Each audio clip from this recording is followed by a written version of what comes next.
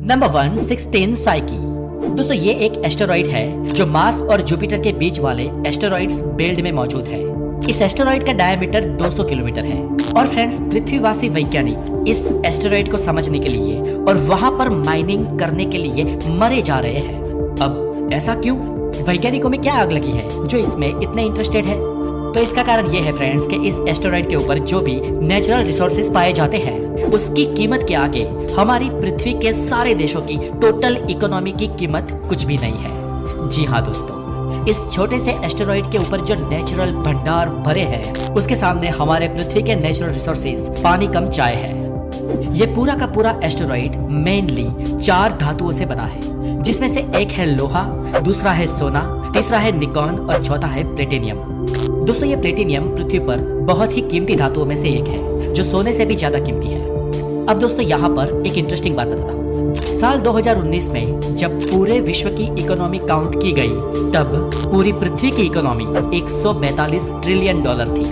अब आप ये सोच रहे होंगे कि 16 साइको नाम के इस छोटे से एस्टेरॉइड पर जो भी रिसोर्सेज पाए जाते हैं उसकी कीमत हमारी इकोनॉमी के सामने कितनी होगी? तो दोस्तों इसका जवाब मैं आपको देता हूँ और दिल थाम के बैठिए क्योंकि जवाब आपको हिलाने वाला है। दोस्तों इस छोटे से एस्टेरॉइड पे ये जो 4 धातु ये पाई जाती है उसकी कीमत लगाई जाए तो हमारी करेंसी के आगे उसकी कीमत आज की दुनिया की टोटल इकोनॉमी से 10,000 क्वाड्रिलियन गुना जितनी है।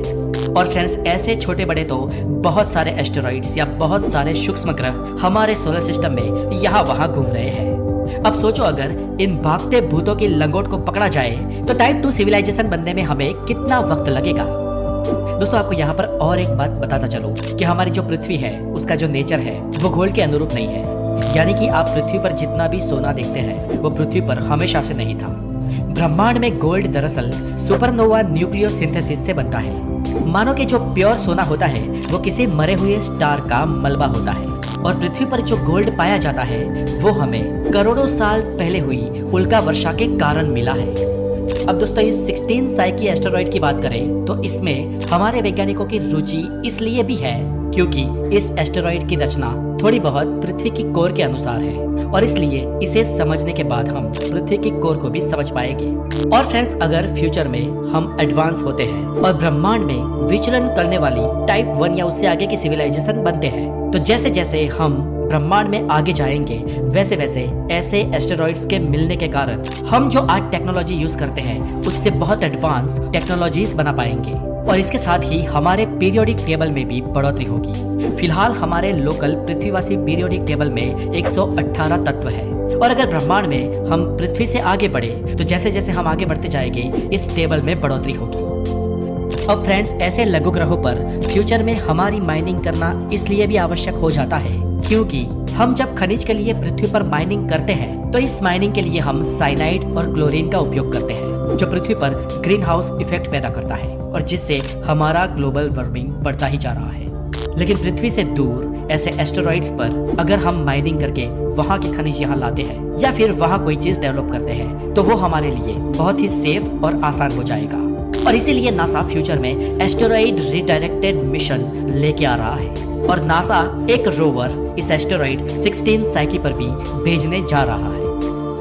नंबर 2, दोस्तों ब्रह्मांड के सफर में हम और आगे जाते हैं और हम पाते हैं एक बहुत ही अजीबोगरीब चीज जिसे कहते हैं स्टार क्रैक। आपने फ्रेंड्स अर्थक्वेक के बारे में तो सुना ही होगा। इस पृथ्वी की भू सपाटी के अंदर जब कोई हलचल होती है तब अर्थक्वेक्स होते हैं पर अंतरिक्ष में जब न्यूट्रॉन स्टार्स में कोई हलचल होती है तब स्टार क्रैक्स पैदा होते हैं और ये स्टार क्रैक्स की वेव बहुत दूर तक जाती है।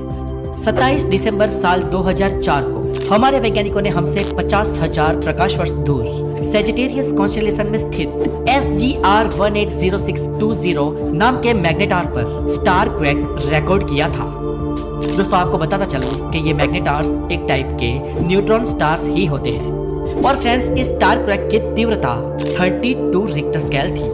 दोस्तों आपको बता दूं कि जैसे ही 5 रिक्टर स्केल के ऊपर का कोई भी भूचाल आता है तो हर रिक्टर स्केल पे वो 5 रिक्टर स्केल से ज्यादा तबाही करता है। यानी कि 5 के बाद हर रिक्टर स्केल कई सारे परमाणु बम की तबाही की ताकत के बराबर होता है। और पृथ्वी पर अब तक आज दिन तक सबसे ज्यादा तीव्रता वाला भूकंप 9.5 रिक्टर स्केल का रिकॉर्ड किया गया है। और दोस्तों सोचिए, ये स्टार क्रैक हमने जो रिकॉर्ड किया वो 32 रिक्टर स्केल का था। ये कितना भयानक होगा दोस्तों। इसकी भयानकता का अंदाजा आप इस बात से लगा सकते हैं कि अगर ये न्यूट्रॉन स्टार पृथ्वी से 10 प्रकाश वर्ष दूर होता तो आज पृथ्वी पर जीवन का एक भी नामो निशान नहीं होता। नंबर 3। अब दोस्तों चलिए ब्रह्मांड में थोड़ा और आगे बढ़ते हैं और मैं आपको एक क्वेश्चन करता हूँ कि ब्रह्मांड में सबसे ठंडी जगह कौन सी है। पृथ्वी पर एंटार्क्टिका महाखंड की बात करें तो वहां पर सर्दियों में आमतौर पर टेम्परेचर -40 -50 डिग्री सेल्सियस चला जाता है। सोलर सिस्टम के सबसे ठंडे प्लेनेट यूरेनस की बात करें तो वहां का टेम्परेचर आमतौर पर -224 डिग्री सेल्सियस रहता है और प्लूटो का टेम्परेचर -225 डिग्री सेल्सियस से भी थोड़ा नीचे रहता है। पर दोस्तों ब्रह्मांड में एक ऐसी जगह भी है जहां का टेम्परेचर एब्सोल्यूट जीरो के बहुत ही करीब रहता है। अब दोस्तों हम आगे की बात करें इससे पहले समझ लेते हैं कि एब्सोल्यूट जीरो क्या है। तो फ्रेंड्स, प्रकृति के कुछ अल्टीमेट नियम है, जैसे कि कोई भी पदार्थ या कण प्रकाश की गति को ओवरकम नहीं कर सकता है। मतलब कि कोई भी पदार्थ 2,99,792 किलोमीटर पर सेकंड से ज्यादा तेज नहीं चल सकता है।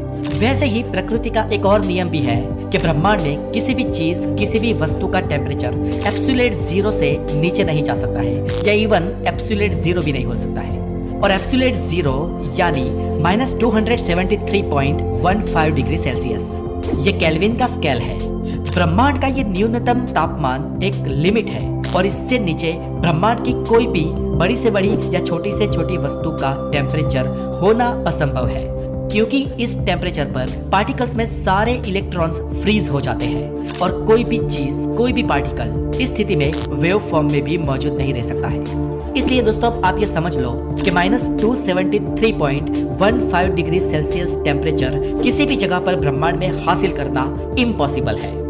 अब इतनी जानकारी के बाद ब्रह्मांड की सबसे ठंडी जगह की बात करें तो इस जगह को कहते हैं बूमरंग नेबुला। बूमरंग नेबुला ब्रह्मांड की सबसे बड़ी नेचुरल ठंडी जगह है। जी हाँ दोस्तों, और यहाँ पर टेम्परेचर -272 डिग्री सेल्सियस तक रहता है। लेकिन फ्रेंड्स, ब्रह्मांड में रिकॉर्डेड सबसे ठंडी जगह ये भी नहीं है। तो कौन सी है ब्रह्मांड में सबसे ठंडी रिकॉर्डेड जगह? तो फ्रेंड्स, वो जगह और कहीं नहीं लेकिन हमारी पृथ्वी पर ही है। जी मैं सच कह रहा हूँ दोस्तों, सारा ब्रह्मांड घूमकर हम आखिर में आ गए हमारी पृथ्वी पर। जर्मनी में ही फिलहाल हो चुके एक रिसर्च के अनुसार लेबोरेटरी में ब्रह्मांड की सबसे ठंडी जगह का निर्माण किया गया था और वहां का टेम्परेचर -273.14999999 डिग्री सेल्सियस निर्मित किया गया।